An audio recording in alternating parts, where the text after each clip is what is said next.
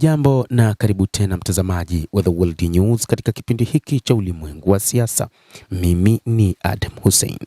Rais wa Iran Masoud Pezeshkian anasema kiongozi mkuu wa serikali ya mapinduzi ya Kiislamu ya Iran ndiyo chanzo kikuu cha nguvu ya taifa la Jamhuri ya Kiislamu ya Iran kwa sasa na ndiye alisababisha ushindi wa Jamhuri ya Kiislamu ya Iran katika mapambano na Marekani.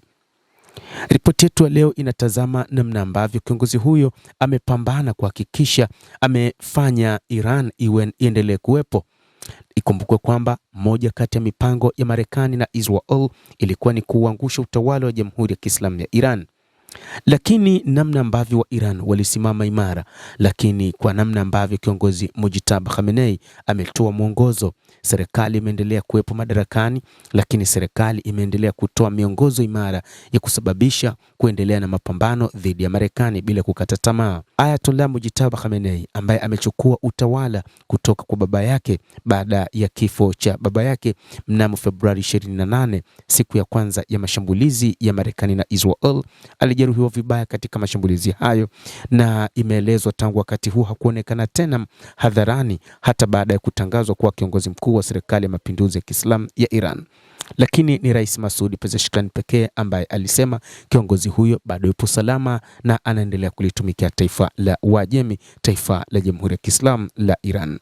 Kwa mujibu wa Rais Masoud Pezeshkian, amesema kuwa mawasiliano na kiongozi mkuu Mujtaba Khamenei kwa sasa ni magumu sana, huku akielezea uwepo wake kama chanzo kikuu cha nguvu kwa nchi.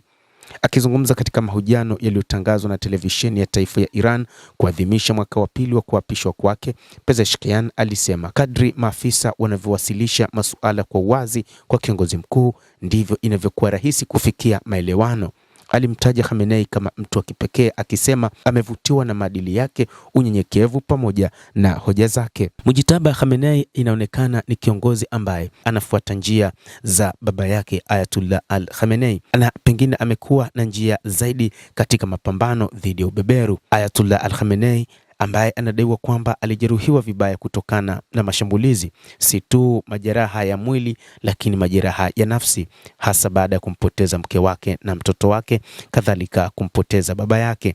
Ni jambo ambalo kimsingi lilimuumiza na lilimuathiri vibaya. Lakini baada ya kupona, kiongozi huyo alirudi katika majukumu yake kama kiongozi mkuu wa serikali ya mapinduzi, na ametoa mwongozo wa hali ya juu, na hata wakati mwingine akielezea kupitia televisheni, kupitia mfumo wa maandishi yaliokuwa akisoma katika televisheni ya taifa na kuripotiwa katika vyombo mbalimbali vya habari juu ya namna anavyotoa misimamo, mapendekezo na nini cha kufanya kuelekea katika vita vilivyokuwa vikiendelea kati ya nchi yake pamoja na Marekani. Hata hivyo, mipango ya IRGC pamoja na mipango ya serikali kwa ujumla ni kutokana na mawazo yake Ayatollah Mujtaba Khamenei. Moja kati ya jambo ambalo hata wakati huu limekuwa ni sifa kubwa kwake ni namna alivyoweza kuizuia Marekani na kusababisha Marekani kuwa na ukosefu wa silaha, na hatimaye Rais Donald Trump kurudi nyuma, kuona kwamba hana nafasi ya kuendelea na vita hivyo na kutaka mazungumzo zaidi. Ayatollah Mujtaba Khamenei inatajwa pia moja kati ya mipango ambayo alitaka kuifanya katika taifa hilo la Iran ni kuhakikisha taifa hilo linakuwa na silaha za nyuklia, licha kwamba mpango huo bado unaendelea kujadiliwa. Misimamo yake inayofanana na ile ya baba yake, hasa kuifanya Iran kuendelea kuwa taifa la nyuklia, kumeifanya Marekani wakati huu kubadilisha sera zake na kutaka kuondoa nyuklia nchini Iran, kutaka kuondoa utawala wao wa Jamhuri ya Kiislamu ya Iran, lakini kutaka kuondoa makombora ya masafa marefu. Marekani kasimama katika suala la mlango wa bahari wa Hormuz kwamba lazima ufunguliwe, lakini pia msimamo wa Mujtaba Khamenei ulibaki pale pale kwamba hakukubaliana na mpango wowote wa mlango wa bahari wa Hormuz kuwa chini ya Marekani.